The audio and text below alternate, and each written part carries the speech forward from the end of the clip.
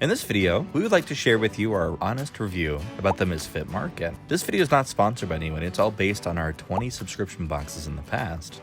And yeah, I was pretty surprised about the 20 boxes also. It was definitely a fun experience to order fresh produce online and open the box to see what's inside.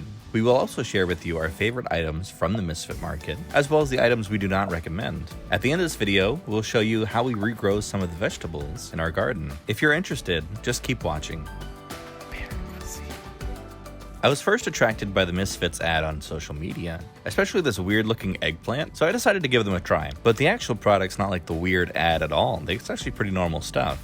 So if you're wondering if this subscription box fits you, here's our thoughts. If there's a farmer's market near you, or you can easily get fresh organic produce at a reasonable price, then just stick with it.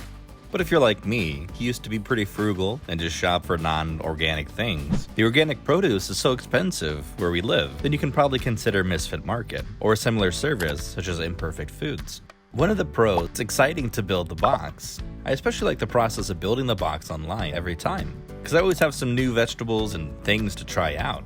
When the box arrives a week later, it's like a little surprise, like Christmas morning.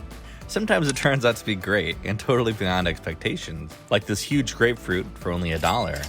But sometimes it can be disappointing, or items can be crushed while traveling, or they're just not fresh anymore and are kind of moldy. However, the Misfit customer service is great. You can always contact them for a refund. The refund process is surprisingly easy. But for me, these damaged vegetables are not totally wasted. I normally add them to my mini compost and then cover them with soil. On a hot summer day like today, it can break down in about 2 weeks. Since they're all organic, it makes the compost safer for the other plants. A con of Misfit Market is for the pantry items. Sometimes their expiration date can be very close by the time you receive it, like this wheat flour. The expiration date is only a month away. I felt so pressured to finish the whole bag in a month. While on the other hand, sometimes they're still very fresh, like this honey. The expiration date is 2024, which gives me 3 years to finish it. Unlike a normal supermarket, the supply in Misfit Market is limited. You'll need to set up a reminder and build the box as soon as it's available. Otherwise, a lot of the good items will be sold out quickly. Here are several items that we recommend since their quality is very good. First, citrus. This includes lemon, limes, oranges, grapefruit. They're pretty hard on the outside, so they're not easily damaged during transportation. As for the flavor, the oranges are the best I've had in a long time. They're super juicy and tasty. Second, any root vegetable. Radish, potato, sweet potato, ginger.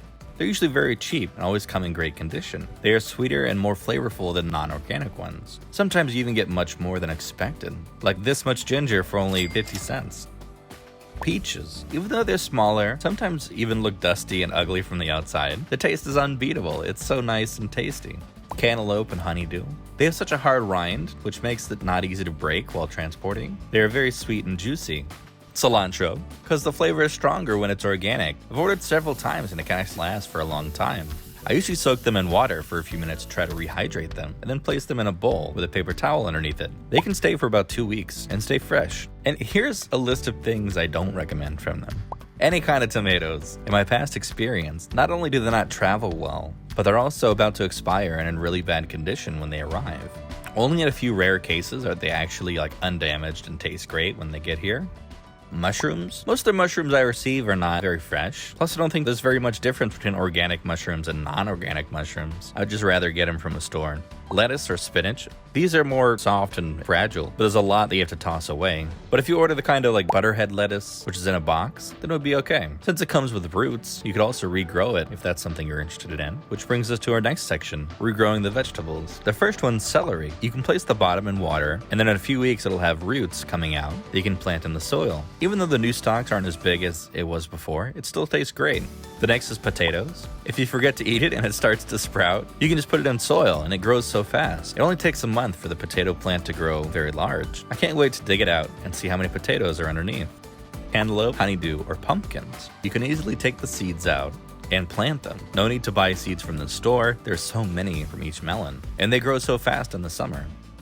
The next is tomatoes. Even though I put them on the do not recommend list earlier, but growing them is so easy. You can take the seeds from the Misfit tomato, clean the pulp surrounding the seeds, and regrow them in your garden.